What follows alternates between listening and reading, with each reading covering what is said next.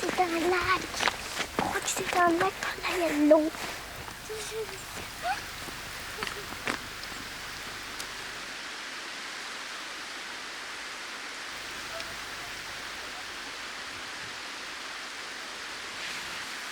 Qu'est-ce que tu as là? De la glace. On est dans quel pays? En Alaska. Ouais. Ça change de l'Afrique, hein? Oui, en plus, il y a de la neige qu'en Afrique, il faisait chaud et il n'y avait pas de neige. Ah, elle est gelée.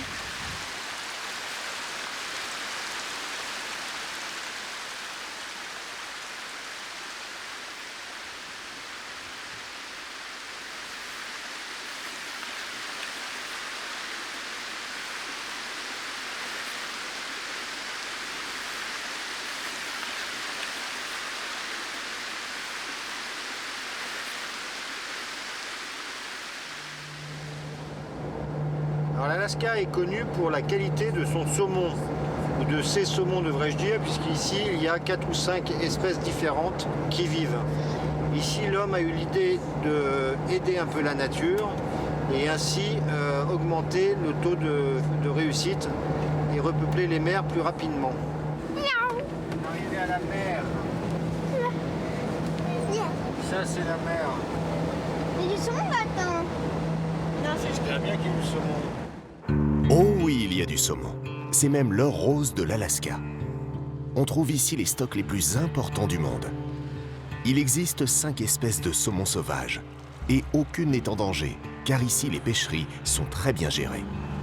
On voit des saumons qui sont en train de mourir. Ils sont nés ici, du coup, ils veulent mourir au même endroit qu'ils sont nés. Alors, je vois des poissons morts et des poissons vieux. Et des bébés et des œufs de poissons. Tu vois des œufs, là? Chine a raison. Les saumons sauvages naissent en rivière, migrent vers l'océan, parcourent des milliers de kilomètres et reviennent plusieurs années après se reproduire et mourir exactement là où ils sont nés. Un phénomène que les biologistes ont encore du mal à expliquer. En Alaska, la pêche fait vivre des dizaines de milliers de personnes. Des passionnés viennent du monde entier pour pêcher des saumons sauvages et la préservation des ressources est donc capitale pour l'économie de la région. Contrairement à ce qu'on imagine, l'élevage de saumon est interdit par la loi en Alaska. Les hommes ont donc dû faire preuve d'imagination pour maintenir les stocks de poissons. Rob Unger va tout expliquer à Chine et Martin. Bonjour. Nice Enchanté. Alors, nous sommes une entreprise privée à but non lucratif. On a commencé au milieu des années 70, parce qu'au début des années 70, il y avait très peu de saumons qui revenaient. Donc ce qu'on fait, c'est qu'on prélève des saumons roses locaux et on les amène ici pour que leurs œufs arrivent à terme dans nos bassins. Les poissons qui seront ainsi nés ici reviendront naturellement pour pondre à leur tour. L'avantage, c'est que le stock naturel d'où proviennent ces poissons n'est pas perturbé du tout. Notre but, en fait, est de faire croître les zones de vie, que ce soit pour les saumons destinés à la vente ou pour ceux qui vont servir à la pêche sportive. En fait, pour tous les gens du coin. Il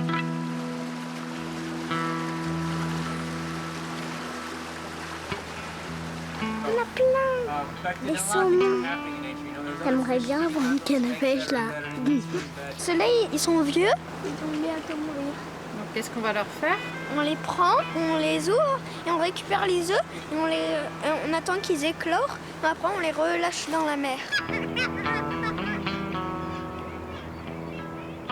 Il y a un phoque là. Ils aiment beaucoup la nourriture. Et quand les saumons passent par-dessus l'enclos à marée haute, ils ne peuvent pas passer à marée basse, ils filent et se retrouvent pile sur le chemin des phoques. Alors comme vous pouvez le voir, ils attendent. Donc on nourrit vraiment tout le monde. Chacun a une petite part du gâteau.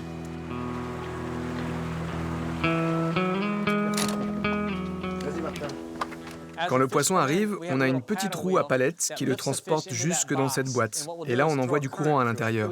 On les expose à un électroanesthésique entre 7 et 10 minutes maximum. C'est le temps nécessaire pour prendre le poisson, enlever les œufs et le libérer.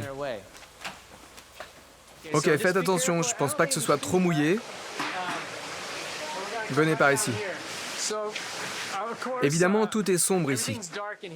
Nous voulons que leur développement se fasse lentement, comme ça aurait été le cas dans la nature, pour que tout se développe correctement. Alors on amène les œufs ici, on ajoute un peu d'eau à ce bassin rempli d'œufs et de laitance, et on attend son activation pendant 30 secondes, parce que le micropyle, ce trou qui s'ouvre sur l'œuf et qui permet au sperme de rentrer, n'est ouvert que 30 secondes, puis il se referme. Si on regarde de suffisamment près, on peut voir des petits yeux. Vous voyez là? Vous voyez les petits yeux? Il y a un peu de vase et de saleté, mais on peut aussi les voir bouger, n'est-ce pas? C'est ce que l'on appelle « strongly high ». Quand on les éclaire comme ceci, vous voyez cette énergie? Ils remuent, ils veulent sortir de là. C'est des bébés saumons. Alors ces petits gars sont nourris 3 à 4 fois par jour. Et dans ces enclos, on met à peu près 15 kilos de nourriture chaque jour. On utilise de la nourriture bio-organique. C'est assez classique en fait. Ce qui veut dire que ça contient des morceaux de poisson de moins de 1,4 mm. Cela permet à de nombreux saumons de continuer à grandir indépendamment de leur taille initiale. On va les garder ici jusqu'en mai.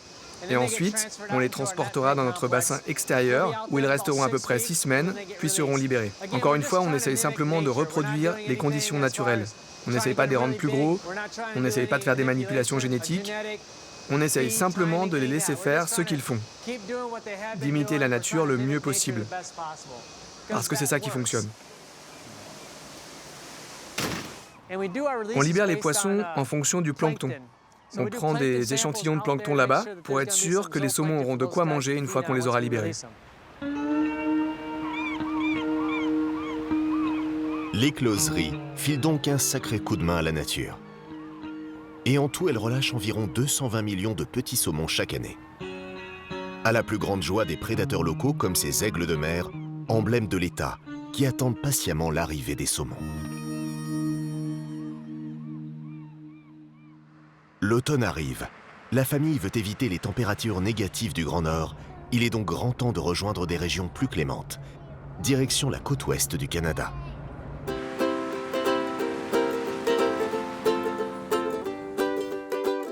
Le prochain rendez-vous de la famille se trouve à 2000 km de là, à Whistler, en Colombie-Britannique, une petite ville qui se transforme l'hiver en station de ski.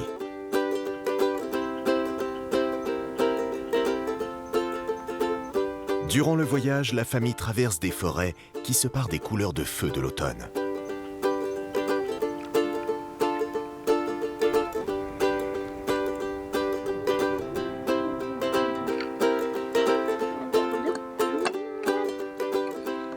L'occasion de faire des pauses tranquilles, où l'on se sent seul au monde.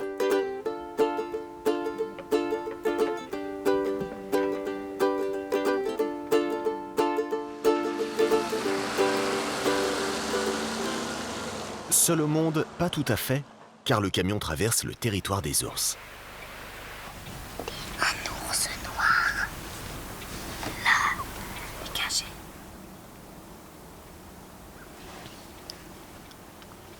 Martin et Chine avaient toutes les chances de tomber sur ces ours, car la quasi-totalité des grizzlies du monde vivent dans cette région, entre l'Alaska et le Canada. En revanche, on n'assiste pas tous les jours à une petite leçon de pêche au saumon. À l'arrivée de l'automne, les grizzlies commencent à se nourrir en plus grande quantité. Ils peuvent accumuler jusqu'à 200 kg de graisse pour passer 5 à 7 mois d'hiver dans une tanière. Quand les saumons et les truites remontent les rivières pour frayer, les ours se lancent dans d'interminables parties de pêche. On sait que les changements climatiques auront des répercussions sur l'habitat et sur la nourriture des ours bruns. Beaucoup d'entre eux s'aventurent déjà de plus en plus près des villes où ils trouvent plus facilement à manger, ce qui crée des conflits avec les humains et menace à terme leur survie.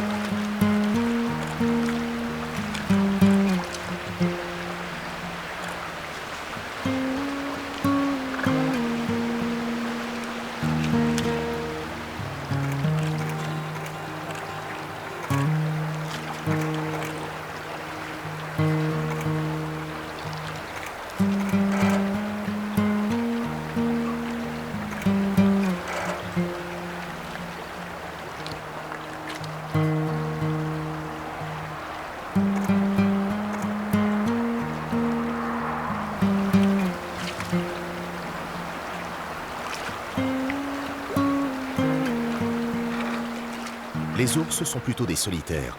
Les mâles ont besoin de très grands territoires pour s'épanouir, pouvant aller jusqu'à 1800 km².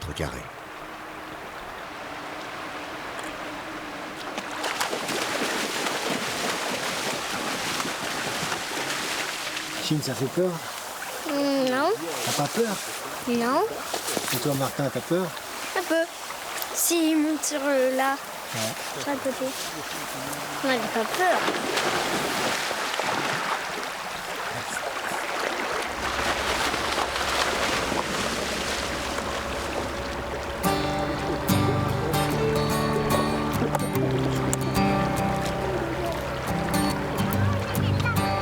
Martin a raison d'avoir peur. Il arrive que ces ours attaquent les humains.